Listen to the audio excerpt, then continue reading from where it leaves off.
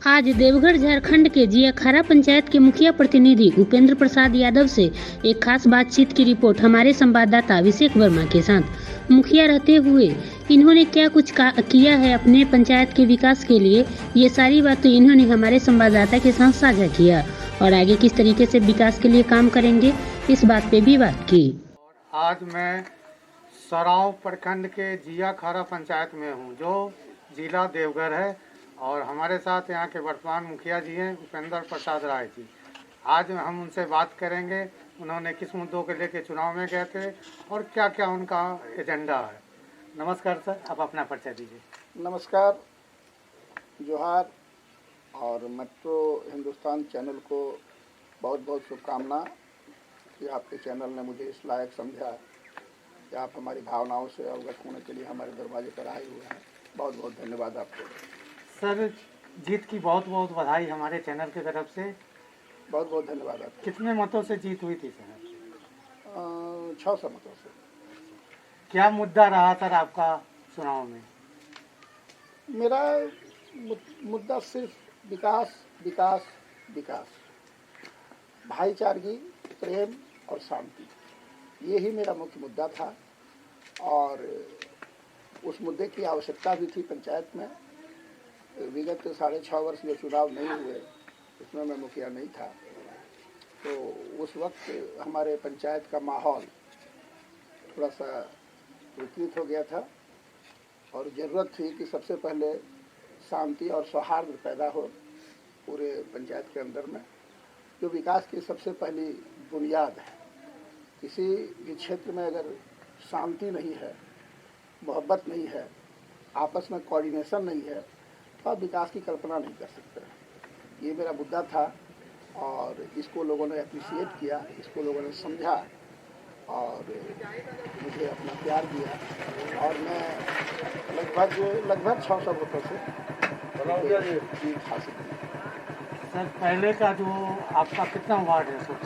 हमारे यहाँ 12 वार्ड है। इसमें क्या विकास हुआ था, क्या कमी है या नहीं? विकास तो सतत चलने वाली एक प्रक्रिया है और जब से पंचायत का काम चल रहा है, 1978 में हम मुखिया बने थे पहली बार और उस समय पंचायत जब जितना सशक्त अभी है उतना सशक्त नहीं था, लेकिन उस समय भी पंचायतें काम करती थी और उस समय पंचायत का मुख्य फोकस हुआ करता था कि गांव में मुखिया जी जाते थे, सभी लोगों को बुलाते थे, सभी लोग आते थे, एक भाईचारगी का माहौल होता था और आपस में बातचीत करते थे, डिबेट करते थे क्या समस्याएं हैं और ख़ास करके उसमें पारिवारिक, सामाजिक और व्यक्तिगत समस्याएं आती थी। और उसी क्रम में कहीं पे रोड नहीं है, कहीं पे चापा नल नहीं है, कहीं पे सभा भवन नहीं है, कहीं पे सिंचाई कूप नहीं है, कहीं पे बिजली नहीं है, इस तरह की बातें आती थी। और चूंकि उसमें बजट में पंचायतों के लिए बहुत ही कम प्रावधान होता था अलॉटमेंट का, तो कम काम होता था। लेकिन काम 1978 में जब हम लोग मुखिया बने उस समय से ही स्टार्ट हुआ और 32 वर्ष तक हम लोग मुखिया रहे, चुनाव नहीं हुआ 32 वर्ष तक। 2010 में चुनाव हुआ, 2010 में हमारी बहू मुखिया बनी और 5 साल तक बहुत ही शिद्दत के साथ मेहनत करके उन्होंने काम किया, बहुत सारा विकास हुआ और फिर 6.5 वर्ष 7 वोट से हमारी बहू हार गई, रिजर्व सीट था और फिर इस बार जो चुनाव हुआ उसमें हमको लोगों ने प्यार दिया, मोहब्बत दिया और मुझे अपना नेता चुना। प्रधानमंत्री आवास योजना की क्या स्थिति? प्रधानमंत्री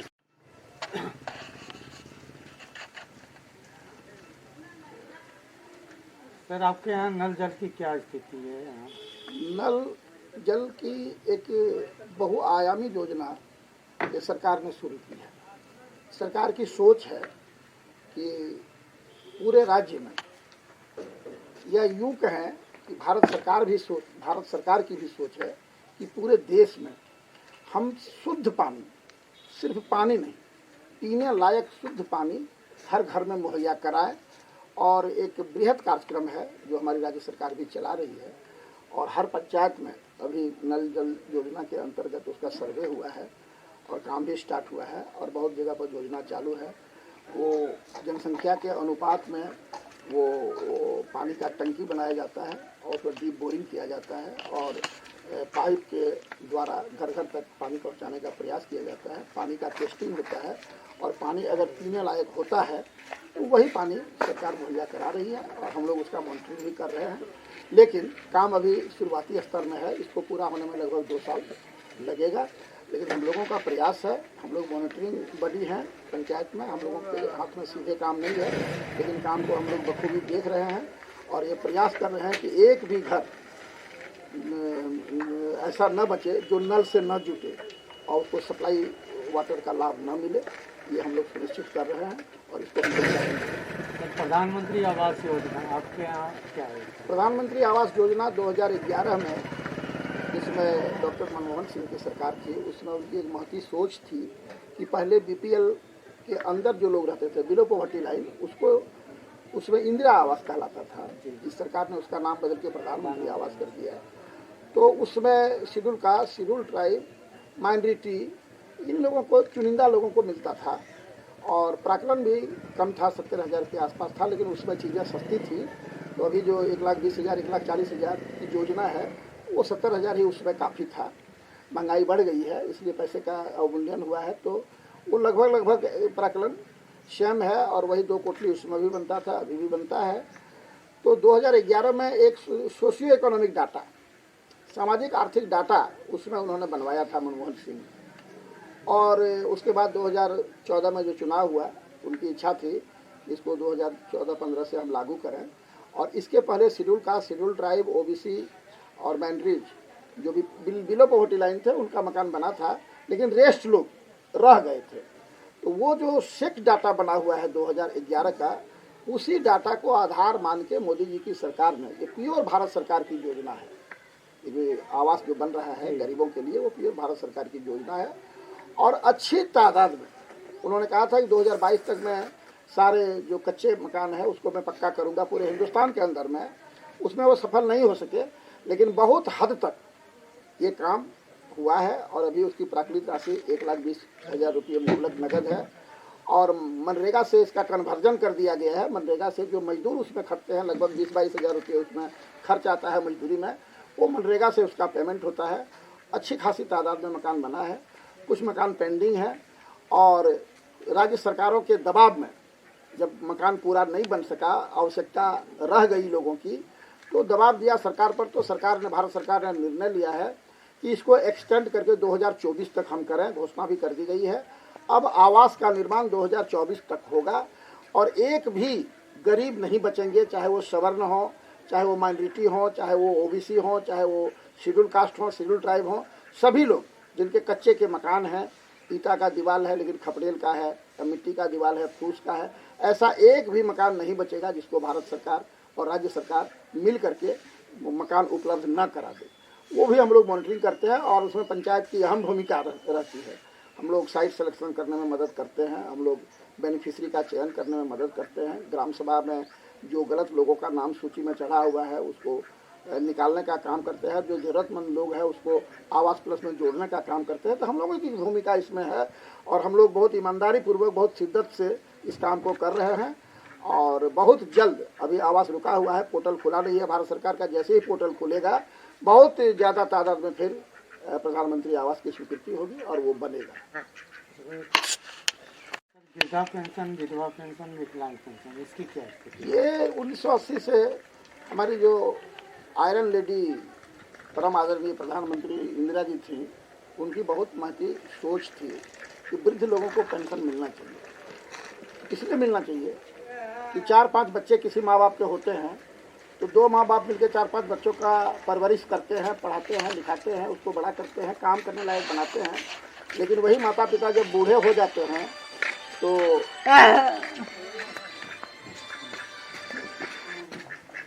एक इंटरव्यू दे रहे हैं सर, 2 मिनट में बात करते हैं सर।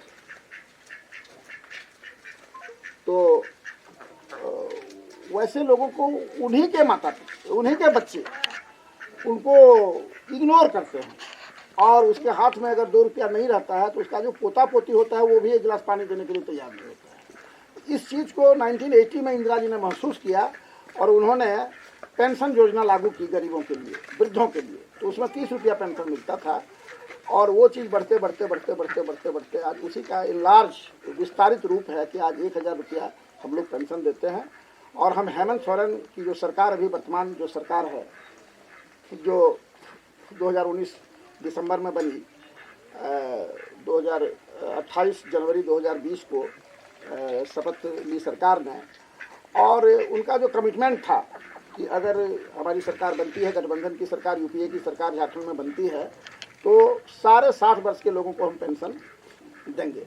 आज एक बहुत ही लोकप्रिय योजना जो मैं समझता हूँ कि पूरे हिंदुस्तान में पहला राज्य है झारखंड, जिसमें ये लॉन्च हुआ है कि सभी लोगों को सर्वजन पेंशन योजना, सभी लोगों को जिसकी उम्र 60 वर्ष है, शर्त ये है कि वो इनकम टैक्स पेई नहीं हो, उसके यहाँ 4 चक्का वाहन नहीं हो और उम्र उसकी 60 वर्ष हो। सारे लोगों को, चाहे वो वृद्ध हो या विधवा हो, सबको पेंशन देने का कार्यक्रम चलाया है। और हमारे सारवा ब्लॉक में 100% 60 वर्ष के जितने भी वृद्ध हैं और वृद्धा हैं, सबको पेंशन हम लोगों ने करवा दिया है। और जो जिन लोगों की उम्र अभी 1 महीना 2 महीना बाकी है, 1-2 महीना में उसका भी रजिस्ट्रेशन हो जाएगा, उनको भी पेंशन मिलेगा। एक भी वृद्ध नहीं छूटेंगे जिसको पेंशन नहीं मिलेगा। इतना ही नहीं, जो विधवा हैं, जो 18 वर्ष की उम्र में, 20 वर्ष की उम्र में विधवा हो जाती थी और उसको बहुत दिन तक कोटा के अभाव में पेंशन नहीं मिलता था, वो सारी विधवाओं को भी पेंशन देने की योजना है। जो विकलांग है, जिनकी विकलांगता का प्रतिशत 40 है या 40 से एबव है, उन सारे लोगों को हम लोग पेंशन दे रहे हैं। और उससे भी बढ़कर एक नई चीज़ जो धन्यवाद के पात्र हैं हमारी सरकार कि परित्यक्ता नारी, जिसके पति ने पत्नी को किसी कारणवश छोड़ दिया है, गुस्सा से हो या घरेलू लड़ाई के चलते हो और छोड़ के चले गए हैं, बच्चों की सुधि नहीं लेते हैं, पत्नी की सुधि नहीं लेते हैं और 7 वर्ष से ज़्यादा दिन से घर से बाहर हैं, तो वैसे लोगों को हम लोग ग्राम सभा करके सर्टिफिकेट देते हैं कि इनके पति ने इन्हें 7 वर्ष से ज़्यादा दिनों से छोड़ दिया है। तो वैसे परित्यक्ता नारी को भी हम लोग पेंशन दे रहे हैं। और मैं समझता हूँ कि हमारे देवघर जिले में बहुत कम, मुश्किल से 1% लोग होंगे जो परित्यक्ता नारी हो, विधवा हो, वृद्धा हो, विकलांग हो, ऐसे लोगों को पेंशन से वंचित रखा गया। सभी लोगों को पेंशन मिला है। पेंशन के मामले में मेरा झारखंड राज्य अव्वल है। चलिए ठीक है सर। क्या व्यवस्था आपके पंचायत में पर्सनली? देखिए, किसी भी सोसाइटी के लिए, किसी भी राज्य के लिए, किसी भी देश के लिए शिक्षा बुनियादी आवश्यकता है। सूर्य की रोशनी में हम लोग देखते हैं, भगवान ने आँख दिया है। सूर्य भगवान जब आगमन होता है तो हम लोग दुनिया देखते हैं। एक दृष्टि ये होती है और उससे भी बड़ी दृष्टि होती है जिसको हम अंतरात्मा से देखते हैं, भीतर की आंखों से देखते हैं। उसके लिए शिक्षा बहुत ही जरूरी है। वो हमको अपने जीवन को आगे ले जाने का मार्ग प्रशस्त करता है। और शिक्षा की जो व्यवस्था है वो पूरे हिंदुस्तान में कमज़ोर चल रही है। उसमें मेरा भी पंचायत है। क्या कमी क्या है सर? स्कूल तो बन गया। स्कूल तो मनमोहन सिंह के समय में एक योजना आई कि प्रत्येक 1 किलोमीटर पर हम स्कूल बनाएंगे। फिर मनमोहन सिंह की ही सरकार में मिड डे मील की योजना चली, बच्चों को दोपहर का भोजन वहाँ पे मिले ताकि गरीब बच्चे जो भोजन की वजह से स्कूल नहीं जाते थे, वहाँ भोजन की भी व्यवस्था हो गई।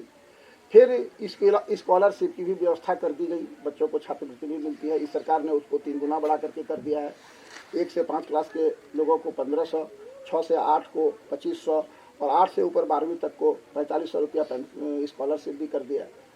फिर बच्चियों की सशक्तिकरण के लिए अभी जो सरकार ने योजना चलाई है, सावित्रीबाई फूले किशोरी समृद्धि योजना, उसमें क्लास 8 की बच्चियों को, जो माता की 2 बच्ची होनी चाहिए, उसको 2500, फिर 9 की बच्ची को 2500, 10 की बच्ची को 5000, 11 और 12 की बच्ची को 5-5000। और जब उसकी उम्र 18 वर्ष हो जाती है, वोटर लिस्ट में उसका नाम चढ़ता है, तो सरकार उसको एक मुफ्त 20,000 रुपये दे रही है। ये सारी चीज़ें बेहतर हैं, लेकिन एक्चुअली जिस काम के लिए स्कूल बना, जिस काम के लिए स्कॉलरशिप मिल रहा है, जिस काम के लिए फ्री में किताबें मिल रही है, कपड़ा मिल रहा है, मिड डे मील रहा है, लेकिन वहाँ पे शिक्षा की गुणवत्ता में निरंतर गिरावट आ रही है। नतीजा है, इसका मुख्य कारण है कि ये जो स्ट्रक्चर है एजुकेशन डिपार्टमेंट का, इसको मॉनिटरिंग करने वाले जो शिक्षा विभाग के सेक्रेटरी हैं, शिक्षा विभाग के डायरेक्टर हैं, हमारे डीओ हैं, हमारे डीएसई हैं, हमारे उसके नीचे इंस्पेक्टर हैं और उसके नीचे हम लोग हैं। प्रॉपर मॉनिटरिंग हम लोग नहीं कर पाते हैं और बच्चों के जो अभिभावक हैं और जो टीचर हैं और बच्चे हैं उसके साथ हम लोग तालमेल, कोऑर्डिनेशन, मीट टुगेदर बैठ करके बातचीत करना कि आप किसी भी कीमत पर बच्चे को घर में न रखें और बच्चे को अगर स्कूल भेजें तो स्कूल का जो 9 बजे से 3 बजे तक का समय है वहाँ बच्चे स्टेबल रहें, वहाँ से भागे नहीं खाना खा करके। और शिक्षकों पर भी निगरानी रखी जानी चाहिए कि वो प्रॉपरली क्लास लें, हर पीरियड में टीचर जाएं और ये सुनिश्चित करें कि वो जो पढ़ा रहे हैं बच्चे उसको ग्रहण कर रहे हैं कि नहीं। ये नहीं हो पा रहा है, वो पढ़ा रहे हैं, अपनी ड्यूटी कर रहे हैं, वो मॉनिटरिंग नहीं कर रहे हैं, वो चेक नहीं कर रहे हैं कि हमने जो पढ़ाया उसको बच्चे ने लिया कि नहीं। और न बच्चे कर रहे हैं न शिक्षा विभाग के कोई लोग कर रहे हैं। इसकी आवाज़ मैंने कई बार उठाई है। मैं विसूत्री का अध्यक्ष भी हूँ प्रखंड का, इसलिए मुझे मंच मिलता है तो मैं डीसी के पास, डीडीसी के पास, डीओ के पास, सारे लोगों के पास विसूत्री कमेटी में भी मैं बातों को उठाता हूँ और मैं इसको एक आंदोलन के रूप में लेना चाहता हूँ कि इतनी ज़्यादा जागरूकता समाज में पैदा कर दी जाए जिसके बगैर शायद मैं नहीं समझता हूँ कि इसमें परिवर्तन होगा। एक जागरूकता जब तक हम लोग फैला नहीं पाएंगे तब तक बच्चे स्कूल में टिकेंगे नहीं और सही तालीम उसको मिलेगी नहीं। शिक्षक सिर्फ अपनी ड्यूटी करेंगे कि मुझे क्लास कर देना है, बच्चे पढ़ें, उसकी गुणवत्ता में सुधार हो, उसकी क्वालिटी बढ़े या ना बढ़े, इससे मतलब नहीं रहता है, उसको दूर करना पड़ेगा। ये मेन चीज़ है। और हमारे पंचायत में अभी हाई स्कूल है और मैं प्रॉपरली मॉनिटरिंग भी करता हूँ और मैं चाहता हूँ कि यहाँ पे +2 हो। और हमारे मंत्री जो बादल जी हैं वो बहुत ही सेंसिटिव हैं और बहुत ही लोकप्रिय हैं। वो उनसे मेरी बात हुई है, उन्होंने आश्वासन भी दिया है और सारे लोगों की मांग भी है कि यहाँ पे एक +2 हाई स्कूल +2 स्कूल बने। वो मैं 2 साल के अंदर उसको पूरा करवाऊँगा। और शिक्षा के मामले में एक आंदोलन में चलाना चाहता हूँ पूरे ब्लॉक के अंदर में, उसमें बहुत सारे लोगों को मैं साथ में लेके चलूँगा और मैं चाहूँगा कि गांव-गांव में घूम के इसका अलग जगाएं।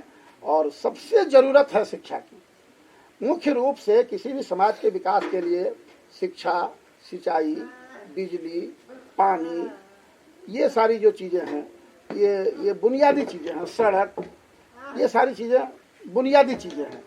तो हम लोगों को जो लोगों ने अपना दिल निकाल करके दिया है वोट के रूप में और मुझे नेता माना है, तो मेरी ड्यूटी बनती है कि मैं दिल से उसकी सेवा करूं।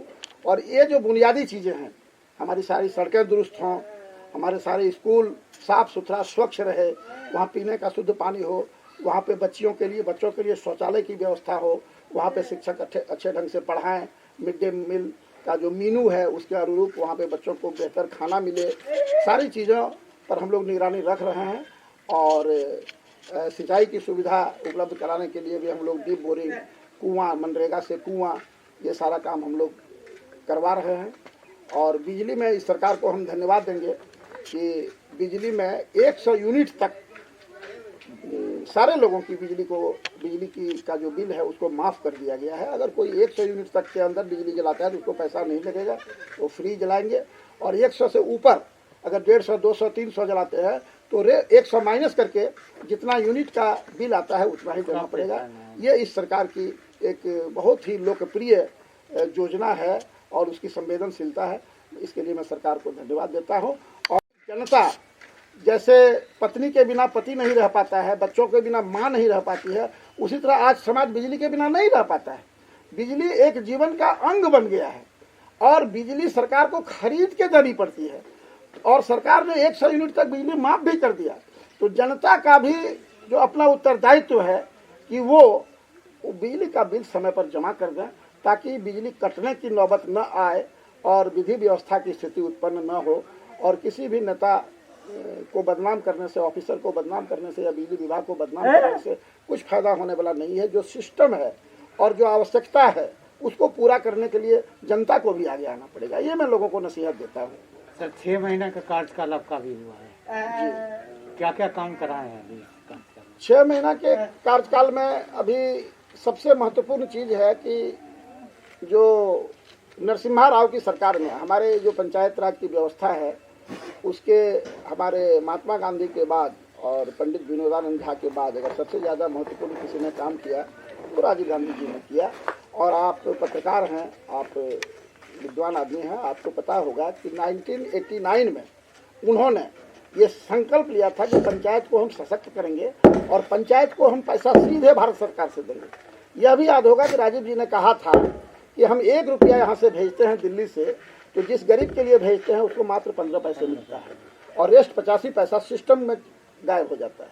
उसको रोकने के लिए उन्होंने सीधे पंचायत को पैसा देना शुरू किया। जवाहर रोजगार योजना जो चली, वो मुखिया और कार्यकारिणी जो मेंबर है सारे लोगों को एम्पावर किया, ग्राम सभा को एम्पावर किया और उनकी ख्वाहिश थी कि एक अच्छा ऐसा कानून बने कि जिस तरह लोकसभा का चुनाव 5 वर्ष में होता है, विधानसभा का चुनाव 5 वर्ष में होता है, उसी तरह पंचायत का भी चुनाव 5 वर्ष हो।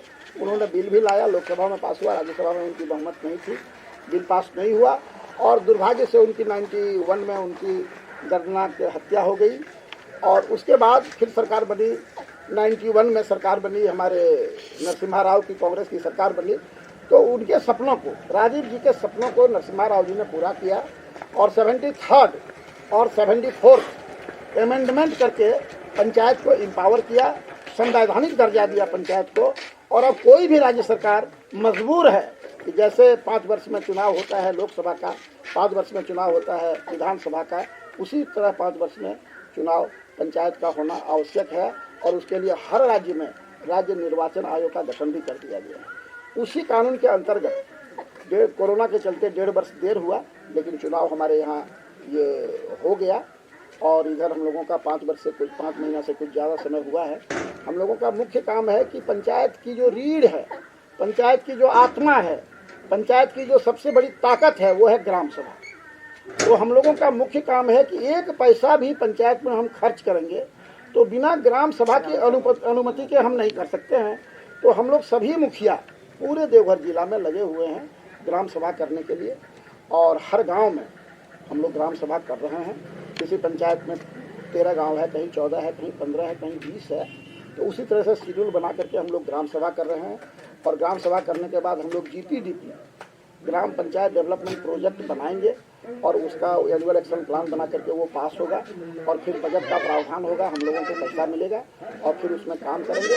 पुरानी जो योजनाएं हैं उसको हम लोग मनरेगा के तहत 15वां वित्त आयोग के तहत वो सारा काम जो पेंडिंग है उसको हम लोग करवा रहे हैं। पुरानी जो आवास की योजनाएं लंबित हैं, जैसे हमारे यहाँ 134 योजनाएं लंबित हैं, उसको हम लोग पूरा करवा रहे हैं। लेकिन हम लोगों की दृष्टि दूर तक है और ईमानदारी के साथ कानून के अंतर्गत सभी लोगों को उनको विश्वास में लेते हुए पूर्ण ट्रांसपेरेंसी के साथ, पूर्ण पारदर्शिता के साथ हम लोग विकास की जो रूपरेखा है उसको धरती पर लाने का हम लोग प्रयास करेंगे। इसमें कहीं कोई संदेह नहीं है। बहुत धन्यवाद सर। बहुत धन्यवाद सर, पंचायत की जनता ने 5 साल आपको दिए। जी। पंचायत की जनता को क्या कहना चाहेंगे? पंचायत की जनता को मैं एक ही बात कहूँगा कि संविधान ने जो आपको अधिकार दिया है, फ्रीडम ऑफ एक्सप्रेशन, आप अपनी भावनाओं को, अपने विचारों को अभिव्यक्त आपको करने का जो अधिकार दिया है, वो आप किसी भी सरकारी जो संस्थाएं हैं या NGOs है, जहां आपको मंच मिलता है वहां पे आप सवाल उठाएं। मैं मुखिया हूं, मुझे आपने वोट दिया है, तो मैं आपके प्रति उत्तरदायी हूं। मैं I am responsible and liable and accountable to the public of our panchayat. तो मैं पंचायत की जनता को कहता हूं कि मुझसे सीधे सवाल करो। मेरे पास कंबल आया, अगर मैं गलत कर रहा हूं तो जनता मुझसे सवाल करेगी कि आपने मुझे नहीं दिया, उसको दिया, किस आधार पे दिया। मैं ये खुल के कहता हूं। हमारे यहाँ अभी गेहूं का बीज का वितरण हो रहा है, अगर किसी गलत आदमी को मैंने दिया और सही आदमी अगर छूट गया है तो वो आवाज़ उठाए और मजबूती के साथ आवाज़ उठाए, ताकि एक हमको लगे कि हम एक सशक्त विपक्ष, जनता को पक्ष में भी काम करना है, जनता को विपक्ष में भी काम करना है। पंचायत में जनता ही पक्ष और विपक्ष के रूप में काम करेगी। तो इसलिए वो जब तक आवाज़ नहीं उठाएगी, अपने अधिकारों के लिए लड़ेगी नहीं, तब तक कोई भी जनप्रतिनिधि या कोई भी पदाधिकारी, कहा गया है कि बच्चा अगर रोता नहीं है तो माँ भी दूध नहीं पिलाती। तो सिर्फ आपका ये काम नहीं है कि आपने वोट दे दिया, अपना प्रतिनिधि चुन लिया और फिर घर में आप सो के रहेंगे, तो आपका जो 16 आना अधिकार है, 16 आना आपको नहीं मिलेगा, 8 आना मिलेगा। अगर 16 आना अधिकार लेना है, आपको जागरूक होना पड़ेगा, आपको आवाज़ बुलंद करनी पड़ेगी, जहाँ भी गलती हो रही है उसको चिन्हित करना पड़ेगा और प्रॉपर मंच पर उसको उजागर करना पड़ेगा। मैं अपने जनता से हाथ जोड़ के प्रार्थना करता हूँ कि आप जागें और अपने बच्चों के लिए, अपने परिवार के लिए, अपने समाज के लिए, अपने ब्लॉक के लिए, अपने देश के लिए खुल करके, जो संविधान ने आपको एक नागरिक होने के नाते अधिकार दिया है, आप मुखिया को देखें, आप बीडीओ को देखें, आप डीसी को देखें, आप एमएलए को देखें, आप एमपी को देखें, आप मिनिस्टर को देखें, आप प्रधानमंत्री को देखें, जो गलत कर रहा है। बहुत सारे प्लेटफॉर्म हैं, सोशल मीडिया है, आपका प्रिंट मीडिया है, डिजिटल मीडिया है, बहुत सारे मंच हैं, वहाँ पे आप आवाज़ उठावें। जब तक आप सवाल नहीं करेंगे, सवाल का सही जवाब आपको नहीं मिलेगा। मैं यही कहना चाहता हूँ यहाँ की जनता से। तो जैसा कि आप देख रहे थे, सारवा प्रखंड के हमारे साथ जो मुखिया जी उपेंद्र राय जी से की बातें सुनी, उनका विचार को देखे आप। चलिए, बहुत बहुत धन्यवाद। हमारे चैनल को देखते रहिए। नमस्कार। बहुत बहुत धन्यवाद सर, आपको बहुत बहुत धन्यवाद।